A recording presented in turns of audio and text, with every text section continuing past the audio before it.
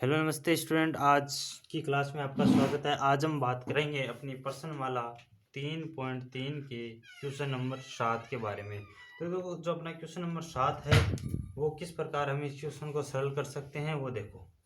आपका ध्यान यहाँ पे होना चाहिए और जो मैं बोल रहा हूँ उसको सुनना है आपको। प्रत्येक क्वेश्चन आपको समझ में आ जाएगा। अपना चलेगा आज क्वेश्चन नंबर 7। तो क्वेश्चन नंबर 7 क्या बोल रहा है कि संकलन आकृति, आपको एक आकृति दी हुई है, उस आकृति का नाम क्या है? HOPE। HOPE एक समांतर चतुर्भुज है। ये क्या है? आकृति एक समांतर चतुर्भुज है। तो इसमें आपको x, y और z के कोणों का माप ज्ञात कीजिए। तो इसमें आपको जो x, y और z है, ये तीनों कोणों का मान क्या करना है? आपको ज्ञात करना है। ठीक है, क्या करना है आपको? तीनों कोणों का माप ज्ञात करना है। तो ज्ञात करने के लिए प्रयोग गुण भी बताइए, यानी जैसे जैसे आपको कोण ज्ञात करोगे वैसे वैसे इसमें किस गुण से आपने इस कोण को ज्ञात किया है वो आपको बताना है। तो आपको देखो, ये आकृति कौन सी है? एक चतुर्भुज आकृति है। तो अगर मैं क्या बोलूं, मैं क्या बोलता हूं कि कोण ई जो अक्ष है, कोण ई कोण ओ के बराबर होगा।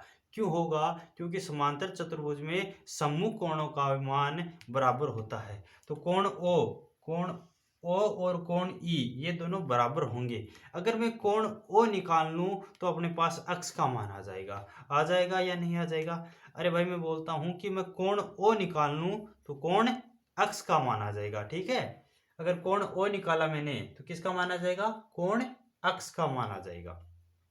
तो कोण ओ कैसे निकालेंगे? सबसे पहले 70 डिग्री प्लस ये ओ निकालना है। ओ को मैं कुछ, आपको क्या निकालना है? कोण ओ। ध्यान रखना, 70 प्लस कोण ओ, ये तो 70 डिग्री और ये कोण कौन सा है अपना? ओ। ये कितना होगा? तो ये 180 के बराबर होगा। और क्यों होगा इसका कारण हम लिखेंगे रेखिक युग्म नियम। कौन सा नियम? रेखिक युग्म नियम।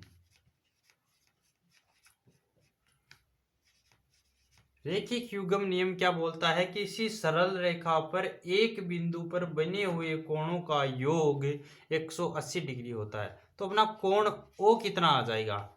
180 माइनस 70। ये प्लस का 70 है, इधर जाने पर माइनस का 70। तो कोण ओ बराबर कितना आ जाएगा अपने पास? 110 डिग्री। कोण ओ कितना आ गया? 110 डिग्री। ये कितना आ गया अपने पास? 110 डिग्री। अब ये देखो, कोण ई और कोण ओ, कोण ई है वो किसके बराबर होगा? कोण ओ के बराबर होगा। और क्यों होगा?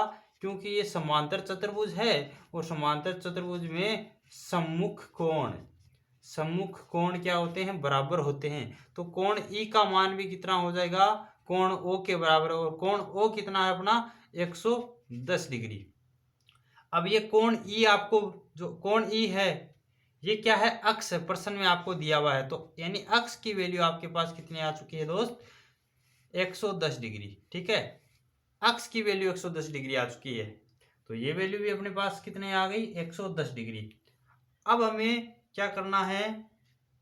अक्ष जो जेड और वाई ये दोनों मान निकालने हैं। ठीक है, अब एक नियम और सुना होगा आपने समांतर चतुर्भुज में कि आसन कोणों का योग 180 डिग्री होता है। तो कोण ई के साथ ये कौन सा कोण है? आसन कोण है। कौन सा कोण है दोस्त? आसन कोण है।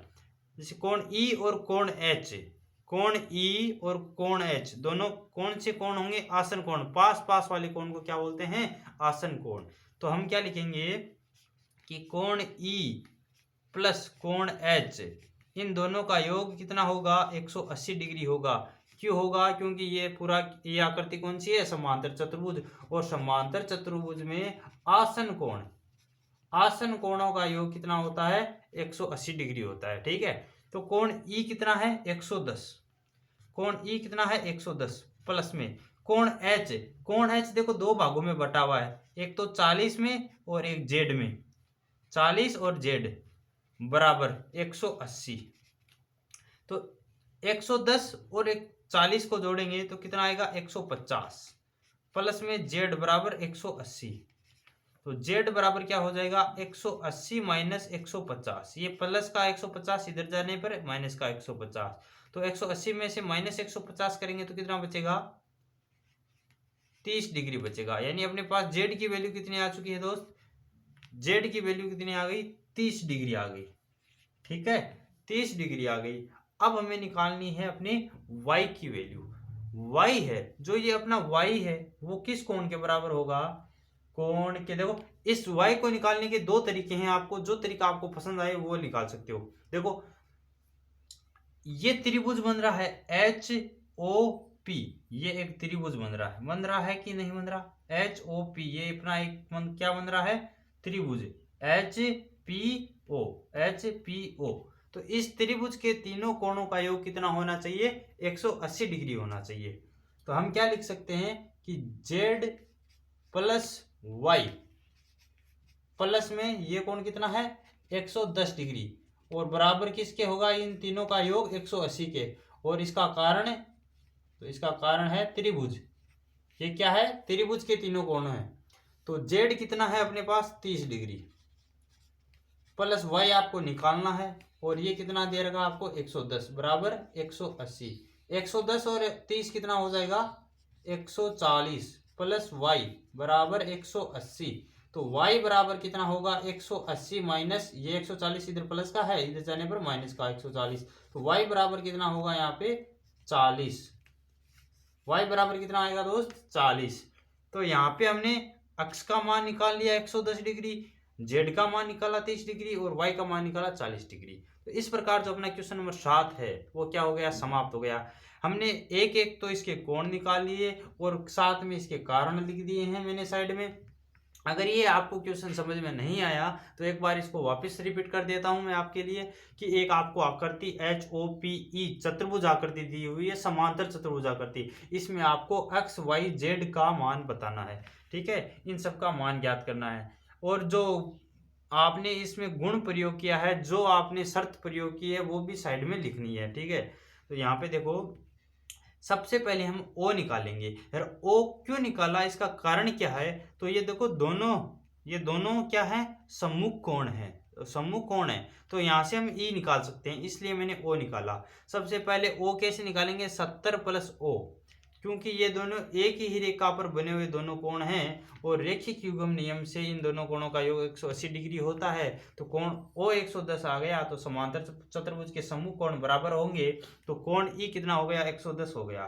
ठीक है फिर ये दोनों कोण कौन से कोण होंगे आसन कोण हो गए, E और H दोनों कौन से कोण हो गए आसन कोण, और आसन कोणों का योग भी कितना होता है 180 डिग्री। तो यहाँ से हम क्या निकालेंगे z का मान निकाल लिया 30 डिग्री। जैसे अपने पास z का मान आ गया तो y की वैल्यू कैसे निकालेंगे, ये अपना क्या हो गया एक त्रिभुज, ये क्या हो गया अपना त्रिभुज, और त्रिभुज के तीनों कोणों का योग कितना होता है 180 डिग्री। तो यहाँ से हम y का मान निकाल लेंगे। तो इस प्रकार जो अपना क्वेश्चन नंबर 7 है वो क्या हो चुका है समाप्त हो चुका है। अब मिलते हैं अपनी नेक्स्ट क्लास में क्वेश्चन नंबर 8 के साथ।